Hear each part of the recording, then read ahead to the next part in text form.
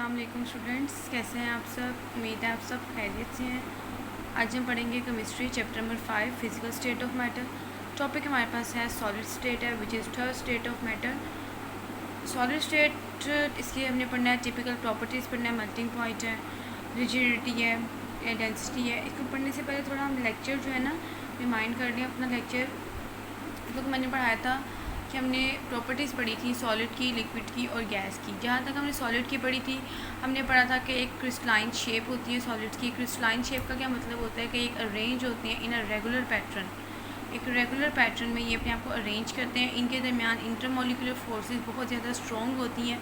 क्यों स्ट्रॉन्ग होती है? क्योंकि इनके मॉलिक्यूल्स के दरमियान इंटरमोलिकुलर स्पेसिस नहीं होती। ठीक है, स्ट्रॉन्ग इंटरमोलिकुलर फोर्सेस हैं, डेफिनेट शेप होती है, डेफिनेट वॉल्यूम होता है, रिजिड होते हैं, हार्ड होते हैं और डेंसर होते हैं more than liquid and gas. Gas की निस्बत और लिक्विड की निस्बत ये बहुत ज़्यादा डेंस होते हैं, हार्ड होते हैं। इसके अलावा कहते हैं कि डेफिनेट शेप है, डेफिनेट वॉल्यूम है, इंटरमोलिकुलर फोर्सेस बहुत ज़्यादा हैं क्योंकि इंटरमोलिकुलर स्पेसिस इसमें नहीं है। क्रिस्टलाइन शेप है इसकी। क्रिस्टलाइन का क्या मतलब है कि इन्होंने अपने आप को एक रेगुलर पैटर्न में अरेंज किया हुआ है। वैसे ही कहते हैं कि जो सॉलिड्स होते हैं वो मोशनलेस होते हैं, लेकिन क्या इसमें जो मोशन होती है वो वाइब्रेटरी मोशन होती है। ये अपनी ही जगह पे वाइब्रेट करते हैं। जब हम इसको हीट करते हैं तो ये अपने इस जगह पे वाइब्रेशन शुरू कर देती हैं। ये अपनी जगह से दूसरी जगह किस सूरत में जाते हैं वो हम आगे इंशाल्लाह स्टडी करेंगे। तो सॉलिड जो होते हैं इनके मॉलिक्यूल्स में वाइब्रेशनल मोशन होती है और ये डिफ्यूज़ नहीं करते। ठीक है, हमने जिस तरह पढ़ा था गैसेज इजीली डिफ्यूज़ कर जाती हैं, लिक्विड भी डिफ्यूज़ कर जाते हैं। जो सॉलिड के पार्टिकल्स होते हैं वो डिफ्यूज़ नहीं करते। हम लिक्विड्स की बात करते हैं। लिक्विड्स हमने पढ़ा है शेपलेस होते हैं, जिस भी हम कंटेनर में डाल दें तो वही शेप अटेन कर लेते हैं। इनके दरमियान स्ट्रॉन्ग इंटरमोलिकुलर फोर्सेस होती तो हैं, लेकिन सॉलिड के मुकाबले में वीक होती हैं क्योंकि सबसे ज़्यादा इंटरमोलिकुलर फोर्सेस सॉलिड में स्ट्रॉन्ग होती हैं। लिक्विड के मॉलिक्यूल्स में भी स्ट्रॉन्ग है, ठीक है, लेकिन सॉलिड के मुकाबले में कम है। इसका डेफिनेट वॉल्यूम होता है लेकिन शेपलेस होते हैं। इंटरमोलिकुलर स्पेसेस इसके अंदर होती हैं लेकिन कम होती हैं। Less mobile than gases. Gases के जो मॉलिक्यूल्स होते हैं वो बहुत ज़्यादा मूवमेंट करते हैं, बहुत ज़्यादा मोबाइल होते हैं, ठीक है, फ्रीली मूव करते हैं। लिक्विड के मॉलिक्यूल्स भी फ्रीली मूव करते हैं, मोबाइल होते हैं, लेकिन गैसेस के मॉलिक्यूल्स की निस्बत ये ज़रा कम मोबाइल होते हैं। Less dense than solid. Solid की डेंसिटी सबसे ज़्यादा होती है, ठीक है, क्योंकि उनमें इंटरमोलिकुलर फोर्सेस बहुत ज़्यादा होती है। लेकिन लिक्विड के जो है लिक्विड भी डेंसिटी रखती है, लेकिन सॉलिड के मुकाबले में इसकी डेंसिटी कम होती है। और ये अगर इसको हीट किया जाए तो ये इजीली डिफ्यूज़ कर लेती है। ठीक है, ये आपके पास लिक्विड का था, हमने सॉलिड पढ़ा है, लिक्विड पढ़ा है। अब हमारे पास थर्ड आ जाती है गैस का। गैस के कोई शेप भी नहीं होती, इसका कोई वॉल्यूम भी नहीं होता। इंटरमोलिकुलर फोर्सेस बहुत ज़्यादा इसमें वीक होती हैं क्योंकि जो गैस मॉलिक्यूल्स होते हैं वो एक दूसरे से बहुत ज़्यादा डिस्टेंस पे होते हैं। ठीक है, इनके जो इंटरमोलिकुलर स्पेसेस हैं वो बहुत ज़्यादा होती हैं और ये इजीली डिफ्यूज़ कर जाते हैं। मोर मोबाइल है कि इनमें मूवमेंट बहुत ज़्यादा होती है, बहुत फ्रीली मूव करते हैं, मोर मोबाइल है, ठीक है। और सॉलिड और लिक्विड की निस्बत ये कम डेंस होते हैं, ठीक है, less dense than liquid and solids. ये हम आप लोगों का लेक्चर मैंने आपको ये पहले भी मैंने आपको इसी तरह ही मैंने आपको बनाया था और मैंने आपको पॉइंट्स बना के पहले भी क्लियर किया था। इसको अच्छे तरीके से आप पॉइंट्स देख लें। वही बात आ जाती है कि मेरा मानना है कि अगर आप पॉइंट्स बना के याद करते हैं तो आपको जल्दी याद हो जाता है, क्योंकि अगर आप पैराग्राफ याद करते हैं तो आपको कोई ख़ास समझ भी नहीं आती। ठीक है, ये आपके पॉइंट्स हैं। इजीली हम लोग तीनों स्टेट में हम डिफ्रेंशिएट कर सकते हैं। आइए हम थोड़ा देखते हैं। सॉलिड स्टेट में it is third state of matter which has definite shape and volume. In solid state they molecules are very close to one and other and they are closely packed. इस तरह है कि वो closely packed हैं एक दूसरे के साथ, इनके दरमियान इंटरमोलिकुलर स्पेसिस नहीं होती। The intermolecular forces are so strong that particles become almost motionless. क्योंकि जो पार्टिकल्स होते हैं वो मोशनलेस होते हैं लेकिन जब हम इसको हीट करते हैं तो इसमें वाइब्रेटरी मोशन होती है। इस वजह से हम कहते हैं कि इसमें वाइब्रेशनल मोशन होती है। लेकिन वैसे अगर हम कहते हैं कि सॉलिड एक पड़ा है, ठीक है, तो हम उसे कहते हैं कि मोशनलेस है। ठीक है, अगर हम कहते हैं कि हमारे पास कोई भी सॉलिड चीज़ पड़ी है, हमारे पास रेस्टिंग कंडीशन में है, तो हम कहते हैं कि वो मोशनलेस है, उसमें अंदर कोई भी हरकत नहीं हो रही। लेकिन जब हम उसको हीट करते हैं उसके पार्टिकल्स वाइब्रेशनल मोशन शो करते हैं। Hence they can not diffuse. जाहिर सी बात है, जब वो हरकत ही नहीं करेंगे तो वो डिफ्यूज़ किस तरह करेंगे।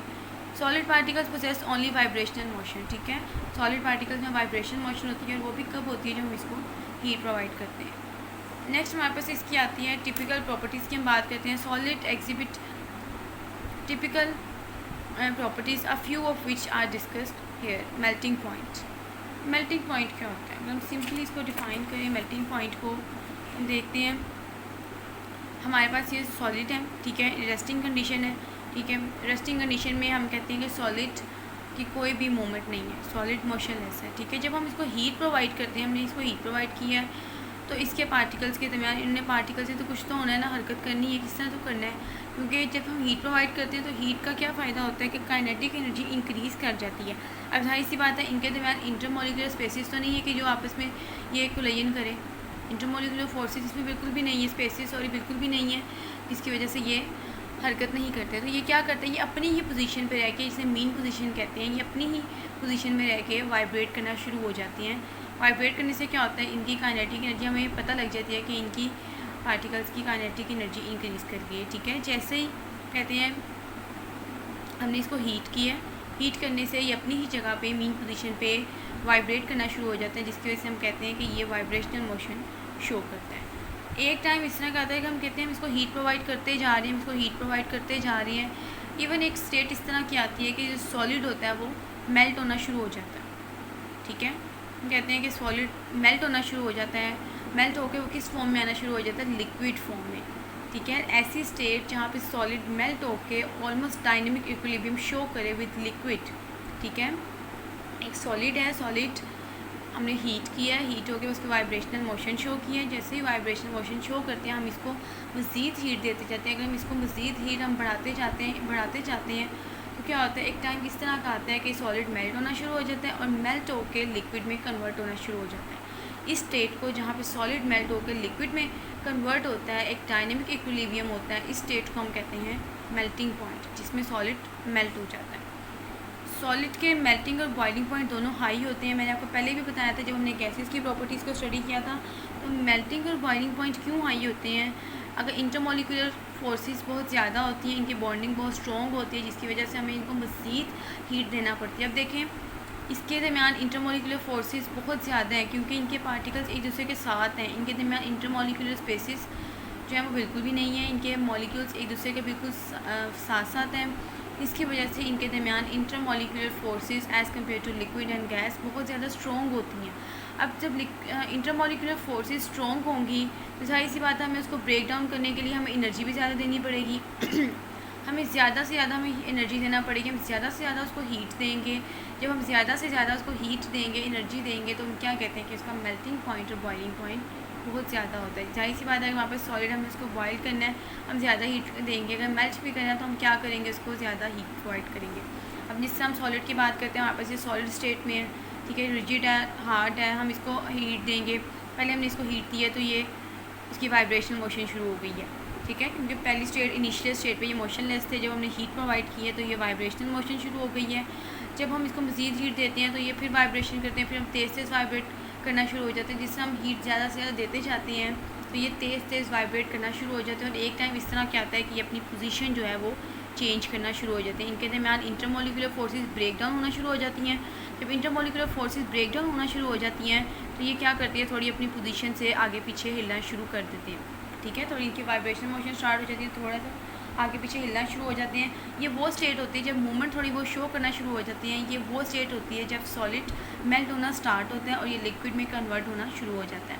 तो ऐसी स्टेट जहाँ पे सॉलिड मेल्ट होकर लिक्विड में जाता है, डायनेमिक इक्विलिब्रियम शो करता है, इसे हम कहते हैं मेल्टिंग पॉइंट. होप सो आपको समझ आ गया होगा. यहाँ से आप देख लीजिए, the solid particles possess only vibrational kinetic energy. When solids are heated, their vibrational energies increase and particles vibrate at their mean position with higher speed. ठीक है, वही mean position क्या है जिसकी ओरिजिनल पोजीशन थी. If the heat is supplied continuously, जैसे मुसलसल heat हम उसको सप्लाई करते जाते हैं. अ स्टेज रीच, एक ऐसी स्टेज आती है at which the particles leave the fix position and then become mobile. At this temperature solid melts. The temperature at which the solid start melting and coexist in dynamic equilibrium with liquid state is called melting point. The ionic and covalent solid make network structure to form macromolecules. So all such solids have very high and melting points. ठीक है, मैं वही बताया कि सबसे पहले क्या है कि हम रेस्टिंग पोजीशन देखते हैं. तो रेस्टिंग पोजीशन में सॉलिड्स क्या हैं, बिल्कुल मोशनलेस है। जब हमने इसको हीट प्रोवाइड की है तो इसमें वाइब्रेशन हुई है, वाइब्रेटरी मोशन स्टार्ट हो गई। जब हम इसको मज़ीद हीट देंगे तो वाइब्रेटरी मोशन तेज़ हो जाएगी। जब हम इसको मज़ीद हीट देंगे तो तेज़ ये मोशन करना शुरू कर देंगे। लेकिन एक स्टेट इस तरह की आती है कि जब हम इसको मज़ीद हीट देते जाते हैं, एक स्टेट इस तरह की आती है कि ये अपनी जगह से थोड़ा मिसप्लेस होना शुरू कर देते हैं। जब अपनी जगह से इधर उधर होना शुरू हो जाएंगे, क्यों होते हैं? क्योंकि इनमें इंटरमोलिकुलर फोर्सेस वीक होती चली जाती हैं और ये सॉलिड जो है वो मेल्ट होना शुरू हो जाती है। इस स्टेट को हम कहते हैं मेल्टिंग पॉइंट। यहाँ पे सॉलिड एक मेल्ट होता है, ठीक है, लिक्विड फॉर्म में कन्वर्ट होना शुरू हो जाता है, इससे हम कहते हैं मेल्टिंग पॉइंट। ये देख लें, आपको रिवर्सिबल साइन है, ठीक है। होप सो आपको मेल्टिंग पॉइंट समझ आ गया होगा। आगे देखें, नेक्स्ट हमारा पॉइंट है रिजिडिटी है। ये particles of solids are not mobile है। वैसे हम कहते हैं कि जो सॉलिड के अगर हम रेस्टिंग कंडीशन देखते हैं तो सॉलिड के पार्टिकल्स मोबाइल नहीं होते, वो मूवमेंट तो नहीं करते, ठीक है। मूवमेंट कब शो करते हैं? थोड़ी बहुत, जब उसमें हम हीट प्रोवाइड करते हैं। They have fix positions, therefore solids are rigid in their structure. Solid हम आइस की एग्जांपल ले लेते हैं। आइस के सॉलिड है ना, कितनी वो रिजिड होती है, हार्ड होती है, ठीक है। इसे हम कह रहे हैं कि उसके दरमियान जो पार्टिकल्स हैं, मॉलिक्यूल्स हैं, वो एक पैटर्न में अरेंज हुए होते हैं, वो हरकत नहीं कर रहे होते, ठीक है। उसकी पोजीशन जो है फिक्स टाइप्स होते हैं, वो रिजिड और हार्ड होती है। अच्छा, आगे हमें बस डेंसिटी आ जाती है। तो डेंसिटी मैंने आपको क्या बताया था? मैस और वॉल्यूम, ठीक है। अगर हम कहते हैं डेंसिटी हमारे पास है, हमने पढ़ा था मैस और वॉल्यूम। अब देखें, as compare to gas and liquid, solid and more denser, ठीक है। इसका क्या मतलब है? सॉलिड क्यों डेंसर होते हैं ज़्यादा? क्योंकि इनके जो मॉलिक्यूल्स हैं, इनके दरमियान इंटरमॉलिक्यूलर फोर्सेस बहुत ज़्यादा होती हैं, क्योंकि इनके दरमियान इंटरमॉलिक्यूलर स्पेसिस ना होने के बराबर होती हैं, बहुत होती ही नहीं है, ठीक है। लेकिन हम ज़्यादा अगर गहराई में जाए तो हम कहते हैं कि निग्लिजिबल होती हैं, ठीक है। इनके दरमियान इंटरमॉलिक्यूलर फोर्सेस बहुत ज़्यादा स्ट्रॉन्ग होती हैं।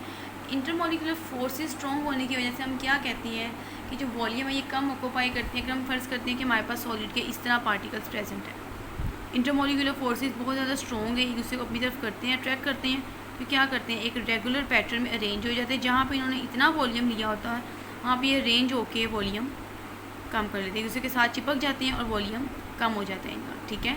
सॉलिड पार्टिकल्स हैं, इंटरमॉलिक्यूलर फोर्सेस ज़्यादा होती हैं, ये अपने एक दूसरे को अट्रैक्ट करती हैं, अपनी तरफ करती हैं, और जो वॉल्यूम है वो कम ऑक्यूपाई करती है, क्योंकि एक दूसरे के साथ जुड़ जाती हैं, ठीक है, चिपक जाती हैं, तो वॉल्यूम है वो कम ऑक्यूपाई करती हैं, ठीक है। वॉल्यूम कम है और मैस इसका ज़्यादा है, ठीक है। इसे हम डेंसिटी कहते हैं। मैस और वॉल्यूम है, वॉल्यूम हमारे पास कम है तो जाहिर सी बात है इसका मैस ज़्यादा होगा। देखिए हमारे पास solids are denser than liquids and gas because solid particles are closely packed and do not have empty spaces between their particles. Therefore, they have the highest density among the three states of matter.